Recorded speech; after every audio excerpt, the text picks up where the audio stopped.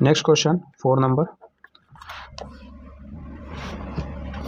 a chord of a circle of radius 10 cm subtends a right angle at the center। एक circle का code है। Circle का code क्या होता है तो वो बताते हैं हम। जैसे ये कोड होता है, डायमीटर भी एक प्रकार का कोड ही है। तो ये कोड होता है सर्कल का, ये सेंटर है। तो code of a circle of radius 10 centimetre, इस सर्कल का रेडियस 10 सेंटीमीटर, तो ये रेडियस है, रेडियस 10 सेंटीमीटर। और ये code of a circle of radius 10 centimetre subtends a right angle eight the centre. यहाँ पे बोला जा रहा है एंगल सबटेंड किया जाता है, एंगल 90 डिग्री सबटेंड होता है सेंटर पे। करता कौन है सबटेंड? तो इस लाइन में सब्जेक्ट कौन है? कोड। तो सर्कल का जो कोड है वो 90 डिग्री सबटेंड कर रहा है सेंटर पे। तो सर्कल का कोड ये है, तो ये इतना बड़ा है कि सेंटर पे 90 डिग्री कोण बना दिया, जिसका रेडियस 10 सेंटीमीटर है। अब आगे देखते हैं। Find the area of corresponding minor segment. तो पहले बोला है माइनर सेगमेंट का एरिया बताओ। Find the area of the corresponding minor segment. तो जैसे कि ये कोड है और इस कोड के कोरेस्पॉन्डिंग माइनर सेगमेंट बताओ।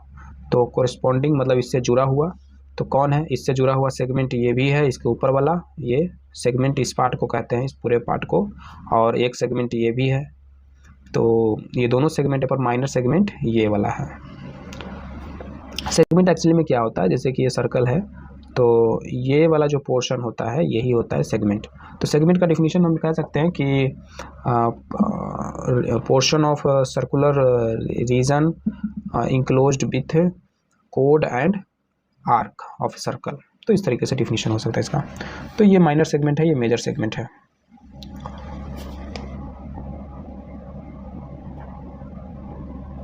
ये है मेजर सेगमेंट।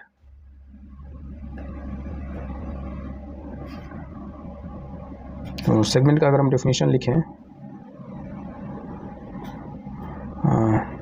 तो ये सेगमेंट का जो डिफिनीशन क्या होगा, एक पोर्शन है, portion of a circular region enclosed by the chord and arc of the circle, circular region या सर्कल दोनों बोल सकते हैं।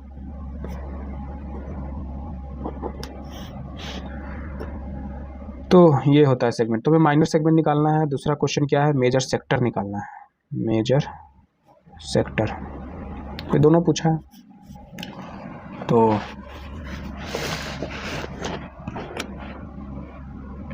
माइनर सेगमेंट की पहले बात करते हैं। तो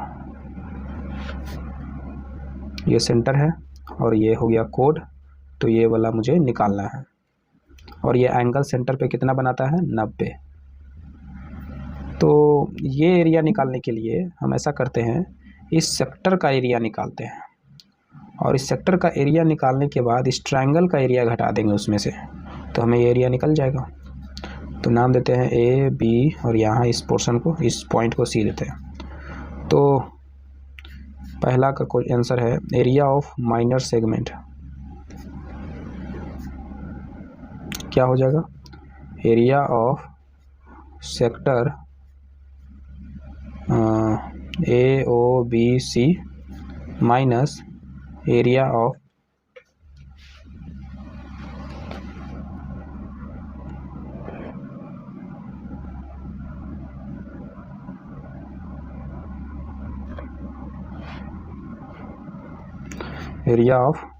ट्रायंगल ए ओ बी।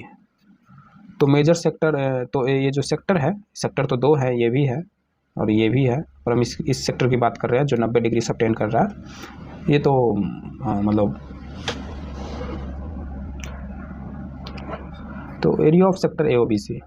तो ए ओ बी सी का एरिया कैसे निकालेंगे सेक्टर का, तो हमें फॉर्मूला पता है, पाई अगर रेडियस आर है तो pi R square theta by 360, ये हो गया सेक्टर का area, minus area of triangle A O B.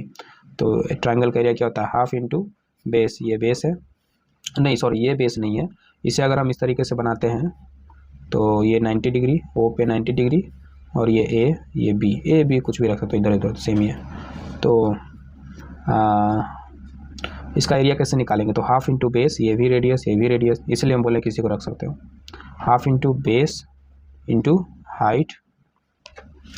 अब हम यहाँ पे अच्छा एक बात कैलकुलेशन करेंगे यहाँ पे, तो एक बात की जब भी कैलकुलेशन करते वक्त अगर कोई कॉमन मिले तो उसे कॉमन ले लो, कॉमन लेने से कैलकुलेशन ईजी हो जाता है। तो यहाँ पे आर स्क्वायर, यहाँ पे भी आर स्क्वायर, तो आर स्क्वायर कॉमन ले लेते हैं, बचा pi theta by 360 minus half.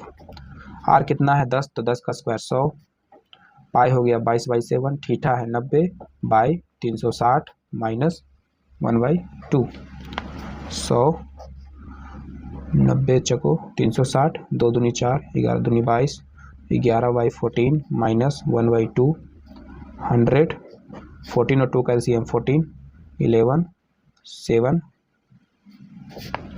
100, 11 में 7 गया 4/14, तो ये हो गया 50, नहीं काटना है, 2 दूनी 4, 7 दूनी 14, तो हो गया 200/7। तो एरिया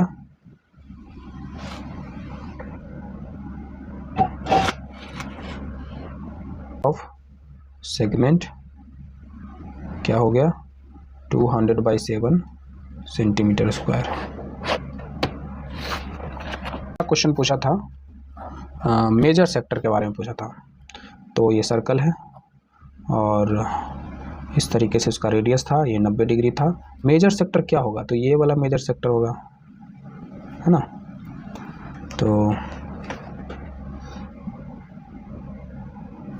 तो ये 90 है तो ये हो जाएगा 270, तो यहाँ पे निकाल देते हैं area of major sector, pi R square theta by 360, pi हो गया 22/7, रेडियस हो गया 10 इंटू 10, थीटा हो गया 270/360, 9 तिया 27, 12 तिया 36, 3 तिया 9, 4 तिया 12, 2 दूनी 4, 11 दूनी 22, तो ये हो गया 11 इंटू 100 इंटू 3/7 दूनी 14, तो ये हो गया 11 तिया 33/14, 3300, इस तरीके से।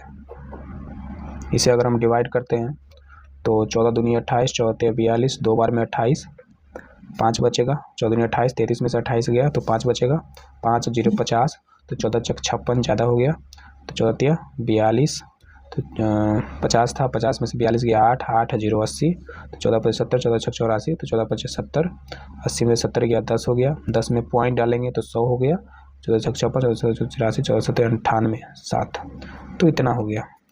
तो एरिया कितना आया 235.7 centimetre square.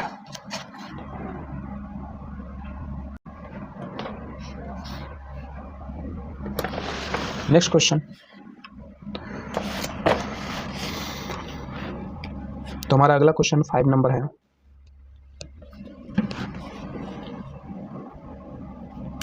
In a circle of radius 21 centimetre, एक सर्कल है जिसका रेडियस 21 सेंटीमीटर है, an arc subtend an angle of 60 degree at the centre.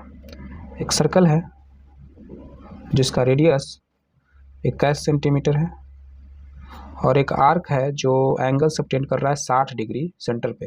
तो ये आर्क मान लेते हैं यहाँ से यहाँ तक, ये आर्क, और ये एंगल सबटेंड कर रहा है सेंटर पे 60 डिग्री, इसको आर्क कहते हैं ना। Find the length of the arc, तो इस आर्क का लेंथ पता करना है, लेंथ ऑफ द आर्क। तो ये लेंथ मालूम है 21, ये एंगल है 60, तो इस लेंथ को कैसे पता करें, एल मान लेते हैं लेंथ।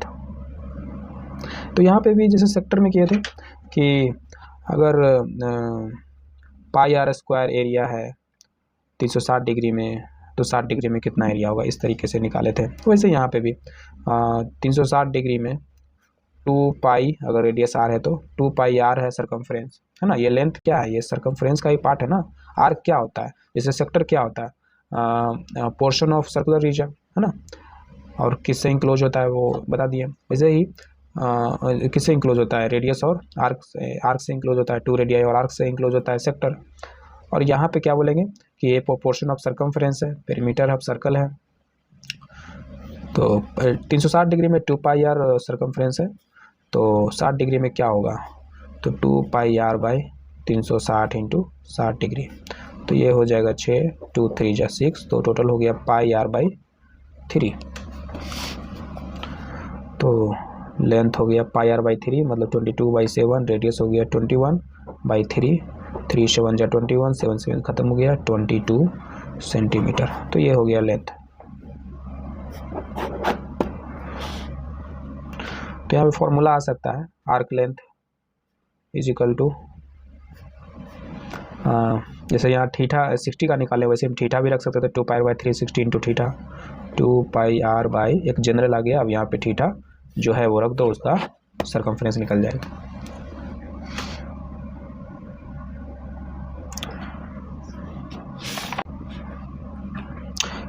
ये फर्स्ट नंबर था, length of the arc.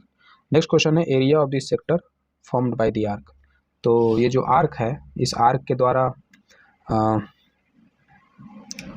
Area of the sector formed by the arc, इस आर्क के द्वारा सेक्टर बन रहा है ना, इस आर्क और 2 रेडियाई के द्वारा, तो इसी का एरिया, तो एरिया तो निकालने आता है पाई स्क्वायर थीटा बाई 360, तो ये निकल जाएगा। सेकेंड है area of the segment formed by the corresponding code. तो सेगमेंट का एरिया निकालना है जो बनाया जा रहा है उस कोरेस्पॉन्डिंग कोड से। तो कोरेस्पॉन्डिंग कोड ये है, इस आर्क का कोरेस्पॉन्डिंग कोड यही होगा ना, तो इससे जुड़ा हुआ कोड। तो इस यहाँ बोला है कि area of the segment, segment का एरिया, और वो सेगमेंट कैसे बना है, कोरेस्पॉन्डिंग कोड से। तो इस कोड से एरिया बना है, तो ये है सेगमेंट।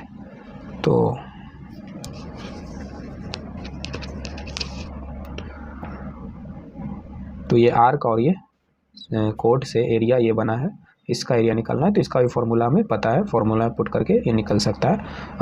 एक्चुअली इसमें इसमें कट करो, तो इसका एरिया निकालते हैं, तो इसमें निकालते हैं। तो कुछ ऐसा था, ये कोड था, ये 60 डिग्री यहाँ पे सबटेंड किया था, और ये एरिया हमें चाहिए था। तो हम क्या उपाय अपनाए थे पिछले बार कि सेक्टर का एरिया निकालें और फिर ट्रायंगल का एरिया निकाले, घटा दिए। तो ये सेकंड क्वेश्चन में हमसे सेक्टर का एरिया पूछा था, तो यहाँ इसको बनाने के लिए इसका निकालना ही पड़ेगा, तो हम इसी में निकाल लेते हैं सेकंड करके। एरिया ऑफ सेक्टर क्या हो जाएगा, पाई आर स्क्वायर थीटा बाई 360, पाई कितना है 22/7, रेडियस कितना है 21 इंटू 21, थीटा कितना है 60 बाई 360, 6 3 दूनी 6, 2 तिया 6, 7 21 और 11 दूनी 22, तो हो गया 7 21। तो ऊपर बचा 11, 7 इंटू 3, तो 7 21, 21 इंटू 11, 231। तो 231 सेंटीमीटर स्क्वायर सेक्टर का एरिया है।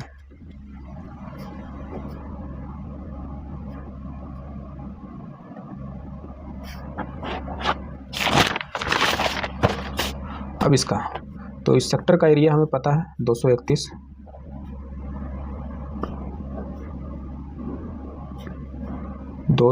Centimetre square. अब इस ट्रायंगल का एरिया निकालते हैं,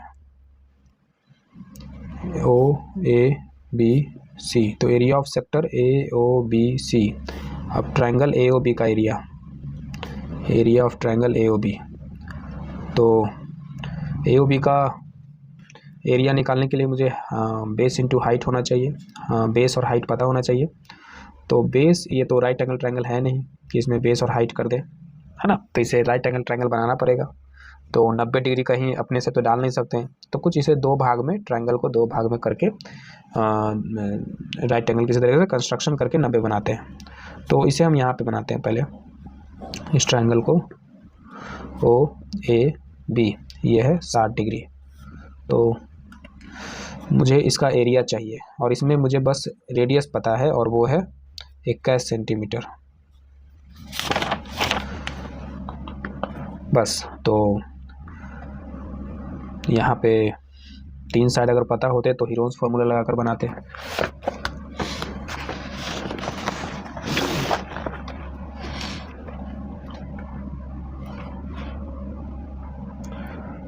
तो एक काम करते हैं, ये दोनों साइड इक्वल है, ठीक है, और ये जो है ए बी जो है कोड है।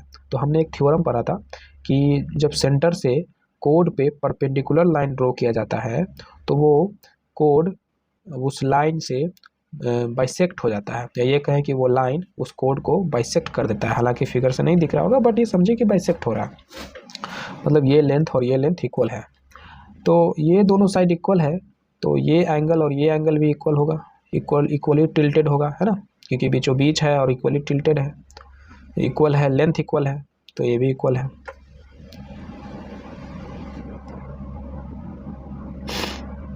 या मतलब ये तो मतलब हम प्रूफ भी कर सकते हैं कि कैसे ये दोनों इक्वल है। अगर ट्रायंगल पढ़े हैं तो यहाँ पे हम कह सकते हैं कि बाय थ्योरम कि ये जो लाइन है इस लाइन के परपेंडिकुलर है, कोड के परपेंडिकुलर है, और ये लाइन सेंटर से जा रही है, तो ये तो बाइसेक्ट कर रहा है, तो इसका मतलब this line is equal to this line. ये दो ट्रायंगल में ये लाइन इज इक्वल टू ये लाइन, और ये लाइन कॉमन है, दो साइड इक्वल हो गया, ये साइड इक्वल टू ये साइड, और ये साइड कॉमन इसलिए इक्वल है, और एक एंगल इक्वल है ना।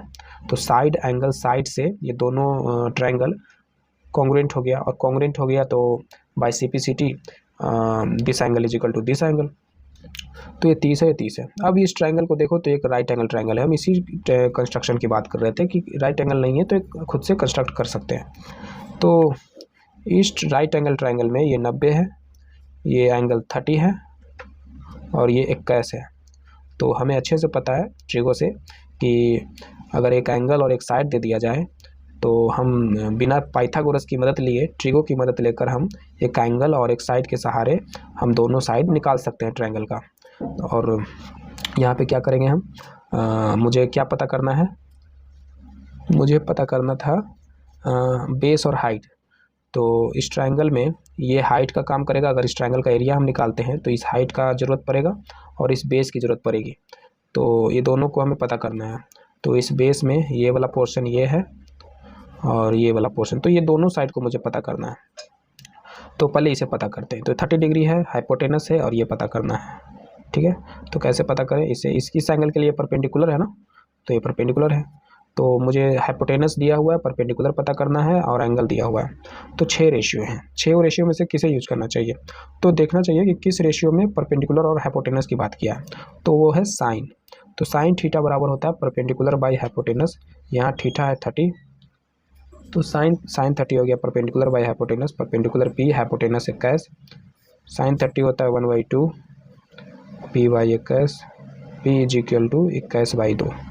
तो ये हमें मिल गया 21/2, मतलब ये 21/2 और ये भी 21/2, तो टोटल हो गया 21।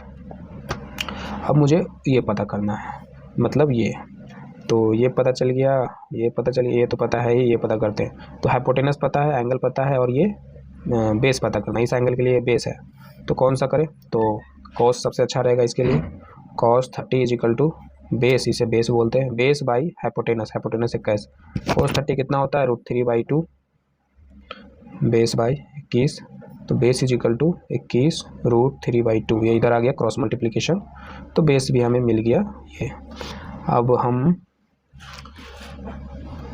ये लेंथ हो गया 21 और ये हो गया 21 √3/2। अब हम इसे एरिया निकालने में काम करते हैं। तो half into base into height, height हो गया 21 √3/2, तो हाफ इंटू 21 इंटू 21 इंटू √3/2 ये है, तो 21 इंटू 21 √3/2, 2 जा 4,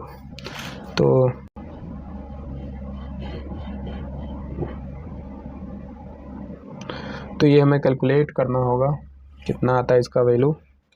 तो 21 इंटू 21 हो जाएगा 441/4। तो अब हम चलते हैं यहाँ पे, इसका ये सेगमेंट का एरिया, तो area of sector minus triangle, तो सेक्टर का एरिया था 231, तो एरिया ऑफ सेगमेंट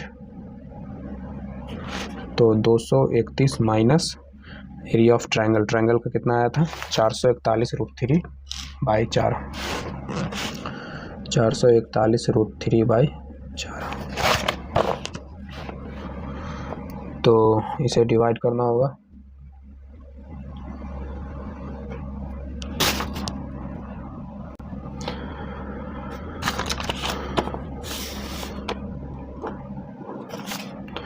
तो ये हो जाएगा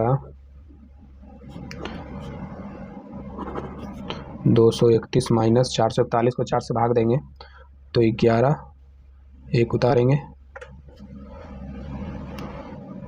पॉइंट देंगे, 0 लगाएंगे।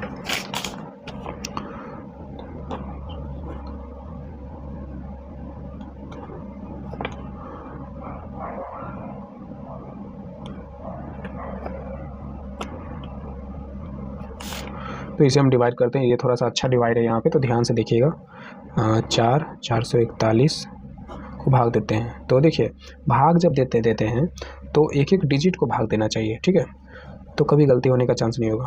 तो इसे 4 है तो 4 का टेबल में 4 एक बार में आता है ये, तो 1 से लगा दिए, फिर 4 उतारे, ये भी 4 का टेबल में एक बार में आता है, फिर लगा दिए, फिर 1 उतारे। अब ये क्या 4 का टेबल में आता है, तो आप कहोगे नहीं, ठीक है, क्योंकि एक ही बार में 4 आता है, ठीक है, पर लगाने का है तो हम 0 से भी लगा सकते हैं, है ना। 4 एक बार में देखें तो 4 आया, इससे बड़ा आया, तो अब इससे छोटा देखेंगे तो कितना बार में देखें, तो 1 से छोटा क्या 0, तो 0 बार में लगा देते हैं, तो 4 0 जा 0, तो 1 को हम डिवाइड कर दिए अब, ठीक है। अब फिर से नहीं 0 बार लगाएंगे क्योंकि डिवाइड कर दिए, अब रिमाइंडर कुछ भी आए, तो 1 आया, अब फिर पॉइंट देंगे, 0 देंगे, 4 2 जा 8, फिर पॉइंट एक तो दिए हुए हैं तो 0, 4 5 जा 20। तो अगर आप इस तरीके से बनाते हो तो आपका डिवीजन कभी गलत नहीं होगा। एक एक डिजिट को डिवाइड करना है, जो जो डिजिट हम ऊपर से नीचे उतारेंगे उसको भाग करते जाना है।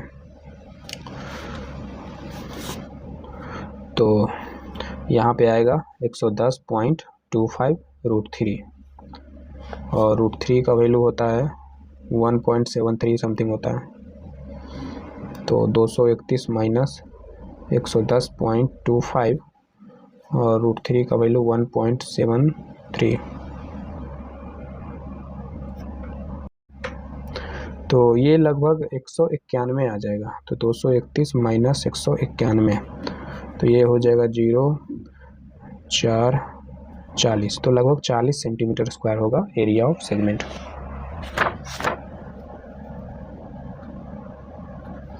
क्वेश्चन में इसे पूरा सॉल्व नहीं किया है तो हम ऐसे ही रहने देते हैं इसको, ये ही आंसर है क्वेश्चन में, यहीं तक लाकर छोड़ दिया है, ठीक है।